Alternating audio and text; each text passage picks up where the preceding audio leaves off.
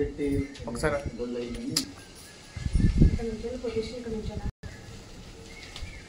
ఈ గుడి పెట్టి మనం ఈ టెంపుల్ కట్టి 8 సంవత్సరాలు అవుతుందమ్మా. అయితే ఈ అమ్మవార్లు ముగ్గురు అమ్మవార్లు కూడా ఒకే పీఠం మీద త్రిశక్తి పీఠం, మహాకాళి, మహాలక్ష్మి, మహాసరస్వతి. అలాగే అమ్మవారి దగ్గర కూడా త్రయంబకేశ్వర్, నర్మదా నది నుంచి తీసుకురావడం జరిగింది ఆ శివలింగం. ఆయన పేరు త్రయంబకేశ్వర్. అలాగే అమ్మవారిని ప్రతి సంవత్సరం కూడా మార్చి ఏప్రిల్లో కళ్యాణం చేస్తాం. అమ్మది అంటే బ్రహ్మ విష్ణు మహేశ్వరికి ముగ్గురికి కూడా కళ్యాణం చేస్తామండి. ఈ అమ్మవారు 8 సంవత్సరాల నుంచి కూడా పూజలు అందుకుంటున్నారు. ఇలాగే మనం వారాహి అమ్మవారు, ఐశ్వర్య వారాహి అమ్మ, ఈ అమ్మవారి వెనకాతలే అమ్మకు కూడా గుడి కట్టాము. ఆ అమ్మను కూడా అందులో ప్రతిష్ఠించాము. ఆ అమ్మ ప్రతిరోజు కూడా సాయంత్రం 6 నుంచి 10 గంటల వరకు అమ్మకి దర్శనం కలుగుతుంది. భక్తులందరూ కూడా గమనించండి. 6 నుంచి 10 గంటల వరకు సాయంత్రం.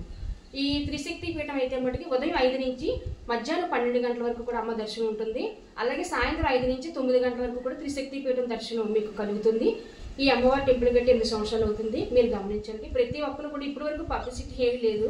ఐశ్వర్య వారాహి అమ్మవారిని పెట్టిన తర్వాత అందరూ కూడా ఇన్స్టాగ్రామ్లో పెట్టడం జరిగింది. అలాగే అందరూ భక్తులు కూడా వస్తున్నారు. ఈ అడ్రస్ కూడా మీకు తెలియజేస్తారు, చూడండి, అందరూ కూడా గమనించండి. త్రిశక్తి పీఠం అమ్మ, ఇది శ్రీమాత్రే నమః. ఈ విగ్రహాలు పెట్టడానికి కారణం మీకు కోరిక అండి, లేకపోతే ఎవరైనా చెప్పారా, లేకపోతే కళ్ళకు రావడం అలాంటివి ఏమైనా జరిగినాయండి? లేకపోతే అయితే అమ్మ, ఈ అమ్మవారిని పెట్టడానికి కారణం ఏంటంటే, మనం ఈ స్థలం అగస్త్య నగర్, ఇది అగస్త్య నగర్ తమ్మవరం పంచాయతీ వస్తుంది అన్నమాట. ఇది అయితే ఇది మనం 8 సంవత్సరాల క్రితం ఈ ప్లేస్ కొన్నాము. ఇలాగే ఈ ప్లేస్తో పాటు మాధవపట్నాన్ని కూడా 2 ప్లేస్లు కొనడం జరిగింది. కానీ మాధవపట్నాన్ని కొన్నప్పుడు మనకి ఏమనిపించలేదు. ఈ ప్లేస్ కొనిన తర్వాత పిల్లలకి పనిచేస్తుంది, తక్కువ రేటుకి వస్తుంది కదా అని చెప్పేసి ఈ ప్లేస్ కొన్నాం మేము. పిల్లలు కట్టుకుంటారో లేదా అమ్మేసుకుంటారో వాళ్ళ ఇష్టం అని చెప్పేసి మనం కొనడం జరిగింది. అయితే ఈ ప్లేస్ కొన్న కాడి నుంచి కూడా మా వారికి, అంటే గంగాప్రసాద్ గారు ధర్మకర్త అనమాట, ఆయనకి ఈ ప్లేస్ కొన్న కాడి నుంచి కూడా ఎలాగైతే ఉన్నారో అమ్మవారి ముగ్గురు కూడా, నన్ను అలా కట్టు, ఈ ప్లేస్ నాది, నువ్వు నా ప్లేస్ కొన్నావు, అందుకోసమని నన్ను కట్టాలి అని చెప్పి మనతో వాదన పెట్టుకుంటే, అప్పుడు మనం ఏం చేసామంటే ఆయనకి చారిగా, ఏంటి ఎలాగా అమ్మ మన నా దగ్గర కళ్ళలోకి రావడం ఏంటి, సాధారణ వ్యక్తి నేను గుడి కట్టడం ఏంటని చెప్పి ఈయన చాలాసార్లు బాధపడ్డారు. అలాగే పెద్దల్ని, సిద్ధాంతుల్ని, పురోహితుల్ని అందరినీ కూడా కాంటాక్ట్ చేసి, సార్ ఎలాగుంది, ఏంటి ఈ స్థలం కొన్నాక అమ్మ ఎలాగ వస్తుంది మాకు అని అడిగితే ఆయన మాకు సలహా చెప్పారు. పంతులు గారు, సిద్ధాంతి గారు కూడా, అమ్మ నువ్వు అమ్మ వేసుకున్నావు, అది అమ్మది కాబట్టి నువ్వు ముగ్గురు అమ్మవారిని కూడా ఎలాగైతే వచ్చారో అమ్మని నువ్వు ప్రతిష్ఠించు, అమ్మ చూసుకుంటుంది, ఒక ఇటుకు నువ్వు పెట్టు, అమ్మే చూసుకుంటుంది అన్నీ అని చెప్పడం జరిగింది. మనం ఆయన చెప్పిన రోజే మనం సంకల్పం చేసాం. అమ్మ మమ్మల్ని ఇబ్బంది పెట్టుకో, మేము కడతాం, అమ్మ టెంపుల్ కడతామని చెప్పేసి మేము సంకల్పం చేసాము. ఆ సంకల్పం చేసిన రోజే అమ్మని మనం ఇక్కడ శంకుస్థాపన చేసి అమ్మ గుడి కట్టడం మనం సంకల్పం చేసాం. ఆయన 3 నెలలు మాలేసుకొని ఈ 3 నెలలను అమ్మ టెంపుల్ కట్టడం జరిగిందండి. అలాగే అమ్మకి ఇది కన్స్ట్రక్షన్ మొదలుపెట్టిన దానికి కూడా మనకి అక్కడ మాధవపట్నంలో ఉన్నాయని చెప్పాను కదా ప్లేస్లు, ఆ 2 కూడా సేల్ చేస్తాం అనమాట. అదొక 25 లక్షలు వచ్చింది. ఆ అమౌంట్ తోటి మొత్తం నా దగ్గర ఇంకా ఏమీ లేదు, అమ్మ నేను ఉన్నదంతా నీ దగ్గర ప్రాపర్టీ అంతా పెట్టానని చెప్పి అమ్మకి చెప్పుకొని ఈ సంకల్పం చేసి అమ్మ టెంపుల్ మనం కట్టడం జరిగిందండి. మధ్యలో కూడా కన్స్ట్రక్షన్ ఆగింది. ఆగిన తర్వాత ఈయనకి ఏం చేయాలో మళ్ళీ తెలియలేదు.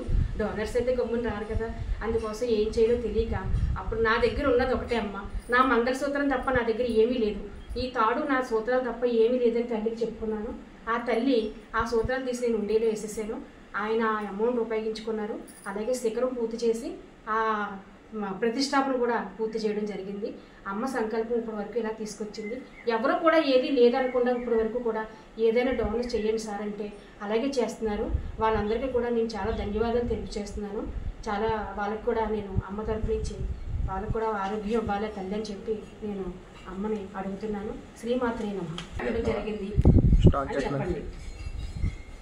అమ్మగారు, అయితే మీరు స్వయంగా మీ సొంత డబ్బులతో ప్రారంభించాం. మీకు వచ్చిన ఆలోచన ప్రకారంగానే పిల్లలు కూడా చదువు అయిపోయింది. నాన్నగారండి నేను MBA అయిపోయింది కదా, నాకు ఒక 5 లక్షలు ఇవ్వండి అంటే మా నాన్నగారు క్యాంపస్లో జాబులు రాలేదానికి 8 సంవత్సరాల క్రితం నాన్నగారు నాకు ఒక 5 లక్షలు ఇవ్వండి అంటే నేను ఒక్క రూపాయి కూడా మీకు ఇవ్వను, నేను గుడి కట్టాలి, అమ్మ గుడి కట్టాలి నేను అనుకుంటున్నాను కాబట్టి నేను గుడే కడతాను, మీకు ఏమి కూడా ఒక రూపాయి కూడా ఇవ్వను, మీరు స్వయంగా మీరు జాబులు చూసుకోండి అని ఆయన అంటే వాళ్ళకు కూడా కోపం వచ్చింది నా నాన్నగారి మీద.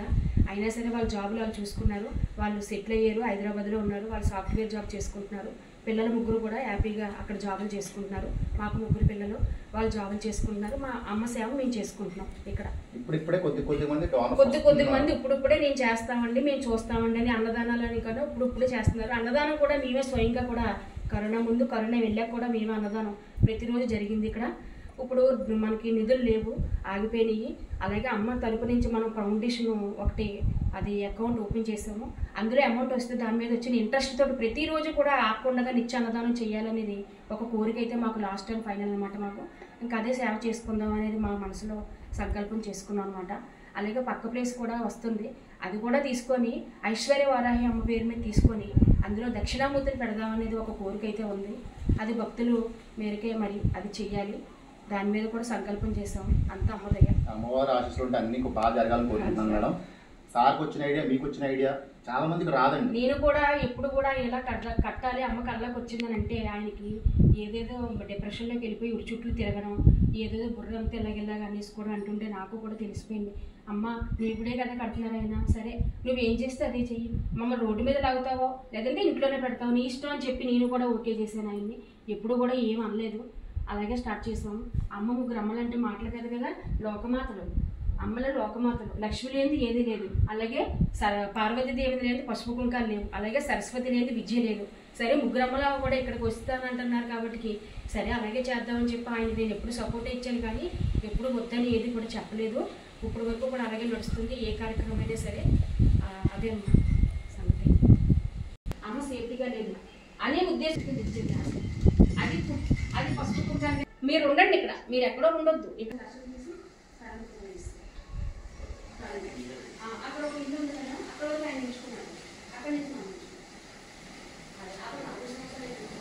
వాళ్ళకు కూడా చెప్పలేదేమో, ఇంకా చదువుకున్నారు నాన్నగారిని మీరు గుడి కట్టే బయటకు పంపిద్దామని కూడా వాళ్ళు కూడా ఎప్పుడు కూడా అసలు తీసి టైంకి డోర్ తీయడం, అమ్మ దర్శనం చేయించడం, పిల్లలు కూడా ఆడపల్లి ఆడే మేమే అన్ని తీసుకోవాలి.